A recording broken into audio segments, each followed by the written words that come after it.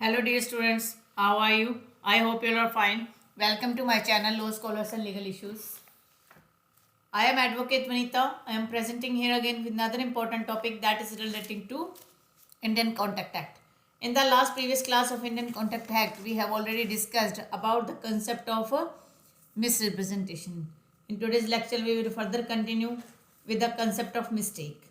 देखिए, अगर आप मिस्टेक की बात करते हो तो नॉर्मल सेंस में मिस्टेक क्या होता है? मिस्टेक का मतलब होता है कोई गलती हो जाना, जिसके अंडरस्टैंडिंग में कुछ प्रॉब्लम आ जाना, कि आपने कुछ और समझा और सामने वाली पार्टी कुछ और कह रही थी, तो दोनों तरफ से एक मिस्टेक हो गई। या आपने कुछ और समझा, सामने वाली पार्टी अपनी जगह सही थी, तो वो भी एक मिस्टेक होती है। तो हम जब मिस्टेक के बारे में डिस्कस करते हैं इंडियन कॉन्ट्रैक्ट एक्ट में, तो उसमें दो प्रकार के प्रोविजंस की बात आती है, mistake of fact and mistake of law. Mistake of fact को किस तरीके से कंसिडर किया जाता है और लॉ की क्या कंसिडरेशन है, उसको हम अच्छे से डिस्कस करेंगे। उससे पहले थोड़ा सा हम बेयर एक्ट को पढ़ लेते हैं, बेयर लैंग्वेज समझ लेते हैं क्या कहना चाह रही है। Agreement void when both parties are under mistake as a matter of fact. जब मैटर ऑफ फैक्ट की वजह से कोई भी पार्टी के बीच में मिस्टेक हो रही है, दोनों पार्टी की, यहाँ पर बात हो रही है बोथ पार्टीज, दोनों पार्टी की अगर मिस्टेक है तो क्या होगा? Where both the parties to an agreement are under a mistake as a matter of fact. यहाँ लॉ की बात नहीं हो रही है, यहाँ फैक्ट की बात हो रही है। एसेंशियल टू द एग्रीमेंट, कोई ऐसा फैक्ट जो एग्रीमेंट को करने के लिए आवश्यक है, द एग्रीमेंट इज वॉइड, तो वो एग्रीमेंट क्या हो जाएगा? वॉइड हो जाएगा। एक्सप्लेनेशन ये कह रहा है कि an erroneous opinion as to the value of the things. एक एरनियस गलत विचार रख लेना किसी भी वस्तु की वैल्यू के बारे में, किसी भी वस्तु की कीमत के बारे में, जिसकी वजह से उस एग्रीमेंट का सब्जेक्ट मैटर बन रहा है, तो उसे आप mistake, not to be deemed a mistake, उसे मिस्टेक नहीं समझोगे as to matter of fact में। Illustration, A agrees to sell to be a specific cargo of goods supposed to be on its way from England to Bombay। ए क्या करता है? कि agreement करता है टू सेल टू बी, कि वो B को बेच देगा, कुछ स्पेसिफिक गुड्स हैं, supposed to be on its way from England to Bombay, जो इंग्लैंड से बॉम्बे आ रहे हैं। It turned out that before the day of the bargaining, जब मोल भाव हो रहा था, इन दोनों पार्टीज के बीच में मोल भाव हो रहा था, the ship conveys the cargo has been cast away and the goods lost, और वो गुड्स क्या है? गुम हो जाते हैं, वो जहाज कहीं और रास्ता बदल देता है। नीदर पार्टी वॉज अवेयर, कोई भी पार्टी इस बारे में नहीं जानती थी, तो ये एग्रीमेंट क्या हो जाएगा? वॉइड हो जाएगा। जब दोनों पार्टीज की गलती है, सॉरी मिस्टेक है, समझने में गलती कर दी है, तो ये वॉइड हो जाएगा। A agrees to buy from B a certain horse, A जो है एग्रीमेंट करता है कि वो बी से एक घोड़ा है वो परचेज करेगा। It turns out that the horse was dead, अब हॉर्स जो है, जब मोल भाव हुआ, खरीदारी हुई, कंप्लीट हुई, उससे पहले वो मर जाता है। दो neither party was aware of the fact, कोई भी पार्टी इस फैक्ट को नहीं जानता था, इसलिए वॉइड हो जाएगा कॉन्ट्रैक्ट, एग्रीमेंट वॉइड हो जाएगा, कॉन्ट्रैक्ट नहीं एग्रीमेंट वॉइड हो जाएगा। A being entitled to an estate for the life of B, A हकदार है कि बी की लाइफ तक वो एक स्टेट है, उसका हकदार है। Agrees to sell it to C, वो सी को बेच देता है। बी वॉज, बेच नहीं जाता, एग्रीमेंट होता है सिर्फ। B was dead at the time of the agreement, B जो है जिस टाइम एग्रीमेंट किया गया वो डेड हो गया था, यानी कि मर चुका था। But both parties were ignorant, दोनों पार्टी इस चीज़ को नहीं जानते थे, तो एग्रीमेंट वॉइड है। यानी कि फैक्ट्स के ऊपर बात हो रही है, पर्टिकुलर लॉ की बात नहीं हो रही। लॉ का मतलब है कि कोई लॉ कहीं पर लागू हो रहा है और उस लॉ के बारे में आप ये कह देते हो कि हमारा जो एग्रीमेंट वॉइड होना चाहिए, कि मैंने तो इस लॉ के बारे में कुछ समझा ही नहीं, गलती कर दी थी, मुझे तो पता ही नहीं था। तो ये है जब दोनों पार्टीज की कोई गलती रह जाती है, मिस्टेक हो जाता है as a matter of fact, तो एग्रीमेंट वॉइड हो जाएगा। अब है effect of mistake as to law, law के हिसाब से मिस्टेक का क्या इफेक्ट होगा? A contract is not voidable, not voidable है इसका मतलब वैलिड है, कॉन्ट्रैक्ट नॉट वॉइडेबल है, वैलिड है फिर वो, because it was caused by mistake as to any law in force. India का कोई लॉ है, उस लॉ के कारण, इंडिया में कोई लॉ है, उस लॉ के कारण जो है आप कह देते हो कि मुझे इसके बारे में पता नहीं था, तो वो क्या नहीं माना जाएगा? वॉइडेबल नहीं हो जाएगा, वो क्या होगा? वैलिड हो जाएगा। But a mistake as to a law in force in India has the same effect as a mistake of fact. अगर कोई ऐसा लॉ है जो इंडिया में एनफोर्समेंट नहीं है जिसकी, तो उसे हम मिस्टेक ऑफ फैक्ट के हिसाब से मानेंगे और वो गवर्न हो जाएगा सेक्शन 20 और सेक्शन 22 से। A and B makes a contract grounded on the erroneous belief, A और बी कॉन्ट्रैक्ट करते हैं और दोनों की एक गलत जो है विश्वास करते हैं that particular date is barred by Indian law of limitation की एक पार्टिकुलर जो डेट है वो लिमिटेशन लॉ से बाहर है, यानी कि उन्हें एक एरनियस बिलीफ है, मिस्टेक हो गई है उनसे, तो ये कॉन्ट्रैक्ट जो है वॉइडेबल नहीं माना जाएगा, यानी कि उस कॉन्ट्रैक्ट पे कोई फर्क नहीं पड़ेगा, वो वैलिड ही डिक्लेयर होगा। अब हमारा next provision, contract caused by mistake of one party as to matter of fact.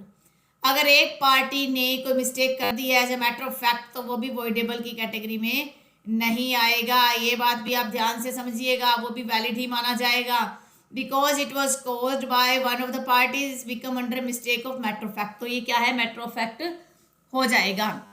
तो हम इसे थोड़ा सा चार्ट की फॉर्म में समझ लेते हैं क्या कुछ है। देखिए मिस्टेक में दो प्रकार की मिस्टेक्स है, कंसेंट और मिस्टेक दोनों अलग अलग फैक्ट्स है। तो मिस्टेक कितने प्रकार की होती है वो देख लेते हैं हम।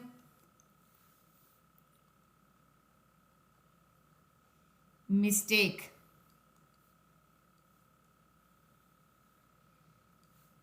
वन है आपका मिस्टेक ऑफ फैक्ट, सेकंड है आपका मिस्टेक ऑफ लॉ। इसमें भी आगे फिर मिस्टेक ऑफ फैक्ट जो है वो डील करते हैं, इसमें आते हैं सेक्शन 20 और 22 में, ये बात है सेक्शन 21 की। अब मिस्टेक ऑफ फैक्ट भी आगे दो प्रकार से होगा। 20 कहता है when both the parties are under mistake, जब दोनों पार्टी की मिस्टेक थी तो वो कॉन्ट्रैक्ट क्या हो जाएगा, वो एग्रीमेंट क्या हो जाएगा, वॉइड हो जाएगा। 22 कहता है मिस्टेक ऑफ वन पार्टी, एक पार्टी की मिस्टेक है तो नॉट वॉइडेबल ही लिखोगे आप एग्जाम में, आप वैलिड नहीं लिखोगे, हालांकि इसकी अंडरस्टैंडिंग आप रखोगे तो वैलिड ही मानोगे। फिर है सेक्शन 21 कहता है मिस्टेक ऑफ लॉ में क्या होगा, नॉट वॉइडेबल होगा, नॉट वॉइडेबल होगा। लेकिन फॉरेन लॉ को हम क्या समझेंगे, फॉरेन लॉ जो होगा वो हम मिस्टेक ऑफ फैक्ट ही समझेंगे उसे। अगर मिस्टेक ऑफ फैक्ट बन गया तो वो इनके अंदर फॉल कर जाएगा। तो ये है बेसिक सा कंसेप्ट जो आपको इसके बारे में थोड़ा सा पता होना चाहिए। तो हम इसको थोड़ा सा एग्जाम्पल के माध्यम से और समझ लेते हैं। वैसे तो नॉर्मली देखा जाए अगर एग्जाम में आपकी क्वेश्चन आंसर में आता है तो फिर आप देख सकते हो इसी पॉइंट ऑफ व्यू से आप इसे लिखोगे। अब हम बात करते हैं कि ये तो हो गया फर्स्ट सिचुएशन, ठीक है। अब सेकंड सिचुएशन क्या है कि किस किस तरीके की मिस्टेक हो सकती है। क्या mistake as to identify of parties है, क्या mistake as to identify the subject matter है, क्या mistake as to nature of transaction है, किस तरीके की मिस्टेक की गई है। इसी प्रकार से ही ये डिसाइड किया जाएगा कि वो जो एग्रीमेंट किया गया है वो वैलिड माना जाएगा, नॉट वॉइडेबल माना जाएगा या वॉइड माना जाएगा।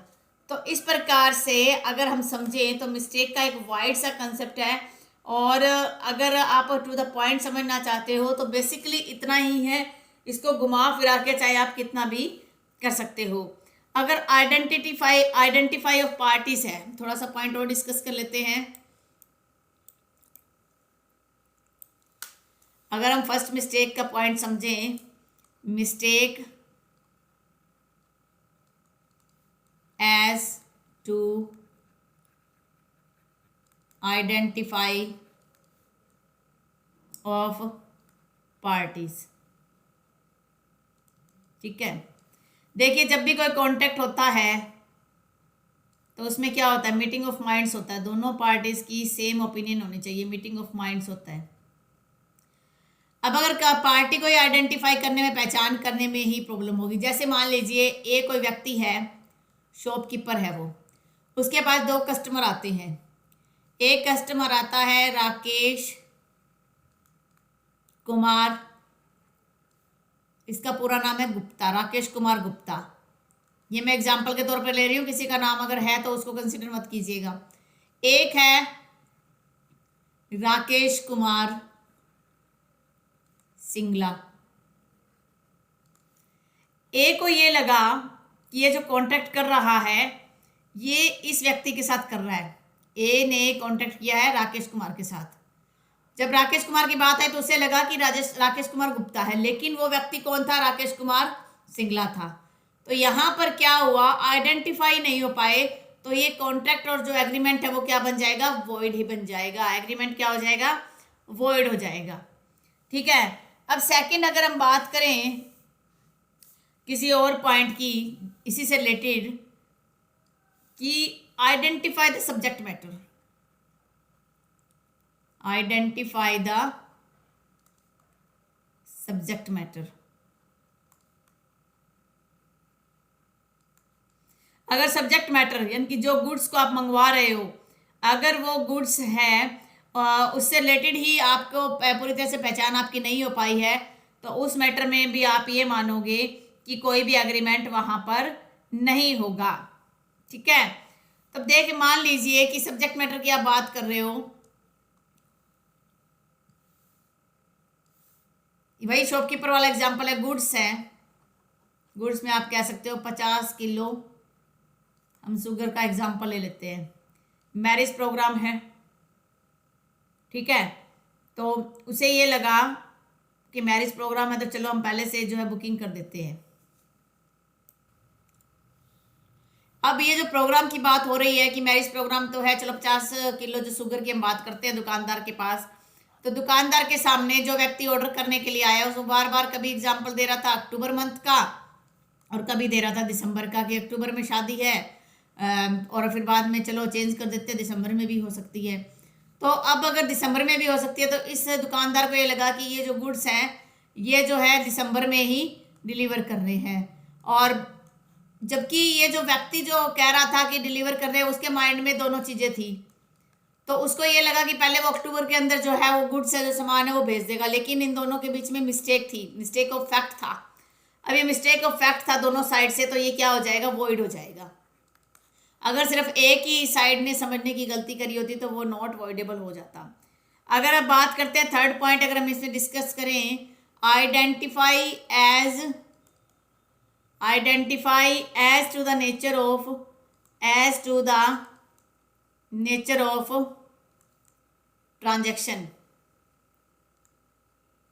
ट्रांजैक्शन से रिलेटेड कुछ जो है प्रॉब्लम जो है यहाँ पर हो रही है, तो उस मामले में क्या होगा? ठीक है। मिस्टेक की बात हो रही है, जैसे ए ये कहता है कि आप पे कर देना, इसको ए के मन में था कि वो कैश पेमेंट होगी, और जबकि बी जो इसकी दूसरी पार्टी है वो जो है ऑनलाइन ट्रांजैक्शन की सोच रहा है। तो पेमेंट में एक तरीके का जब तक कोई क्लैरिफिकेशन नहीं है तो मिस्टेक हो चुका है, तो यहाँ पर भी जो अग्रीमेंट हो जाएगा वो आपका वॉइड हो जाएगा। तो ये है बेसिक कंसेप्ट मिस्टेक का। मैं आशा करती हूँ कि आपको बेसिक सा कंसेप्ट, छोटा सा कंसेप्ट मिस्टेक के बारे में समझ आ गया होगा। अगर फिर भी आपको किसी प्रकार का डाउट हो तो आप मुझे जो है कमेंट बॉक्स में कमेंट कर सकते हैं। कोरोना के इस टाइम पीरियड में आप अपने फैमिली मेम्बर्स का, अपने नेबरहुड का ध्यान रखिए। Stay home, stay safe, stay healthy. Thank you for watching and have a nice day.